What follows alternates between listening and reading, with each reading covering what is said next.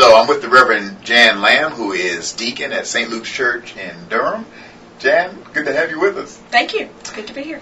Jan has just returned from Belize, where she's been serving as a volunteer for 6 months at Holy Cross School there.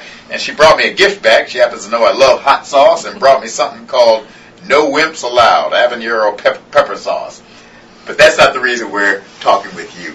I wanted Jan to tell you a little bit about the work she did and the ministry she shared in Belize at Holy Cross School. One, tell us what got you there, and then two, what'd you do? Well, I have been a member of 1 week mission teams sent by St. Luke's to Holy Cross for 4 years. We've been to Belize for a number of years, but once the school was founded, that's where we settled in, was at Holy Cross School.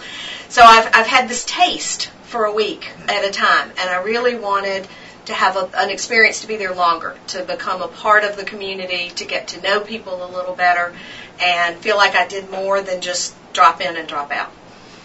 When you went, you were going there as you're a teacher, right? And so you're going there to be a teacher. That was my plan. I thought I would go and work with struggling learners, which is who I teach here in the States, and teach teachers, because I do that as well.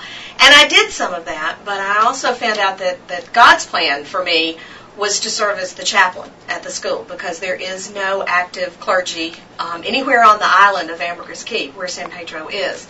So that was a little twist in the plan, but it turned out to be a wonderful one. Well, tell us about the school. The school, like I said, is only 4 years old. It's an Anglican school, so it falls under the governance of the Diocese of Belize. There are 500 children there in grades, the equivalent of kindergarten through 8th grade. And they follow the national curriculum, but they also follow the Anglican curriculum as well.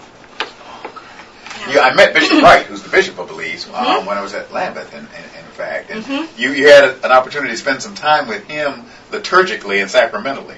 I did. I was invited to meet him shortly after I arrived in Belize, and then he came out to Holy Cross in May for a service of confirmation and baptism. We had 9 young people who were confirmed. 2 of them were baptized, and then there were 11 children and infants who were also baptized that day. Wow. It sounds like the termination or the beginning of a church. I hope so. There's a community there. The church holds a once-a-month family worship service for the children and their parents who are members of the Holy Cross community, but anybody is invited. And it's a big group, so it could be a thriving congregation soon. Well, if you want to know more about Jan's experience there, she had a blog, and we'll have that information attached to this issue of Please Note as well. But one other thing came up in our conversation, and that was that Jan went there to be a teacher, which is what sort of your day job, and your vocation as well, part of your diaconal vocation. But when you got there, they needed a chaplain, and that's a continuing need. And I want you to tell us a little bit about that. It is a continuing need, because many of the teachers, although they are expected to conduct classes in religion, teach Bible stories, they're not Anglicans, and so they don't have the background that they need. So one of the things I did was to help them know more about the stories, know more about the customs and the traditions in the Anglican Church. I was there for all of Lent, so we spent a lot of time on the various parts of Lent and Holy Week that they didn't know much about. And then I worked with the children in their regular weekly chapel services and conducted the monthly family service. So to have somebody there, either a priest or a deacon, for any length of time.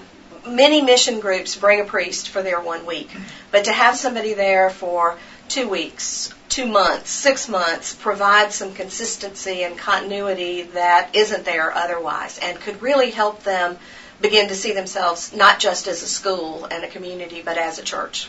Well, and Belize is also an English-speaking culture. It is. Bilingual. It was formerly British Honduras, and so English is the major language. There's a lot of Spanish spoken there because there's a lot of immigration into Belize, but I don't speak much Spanish, and I did just fine. Well, Jan, at the last convention, I talked about the need and my dream and vision of the day coming when there will be a deacon serving in every community of faith, every church, mission, parish, in this congregation, so that the day will come that we will truly be the servant community that Jesus envisioned. And you are an example of the reason I want that to happen. Thank you. Welcome home, Jan Lamb. Thank you. Thank you. And thank you. God bless, and keep the faith.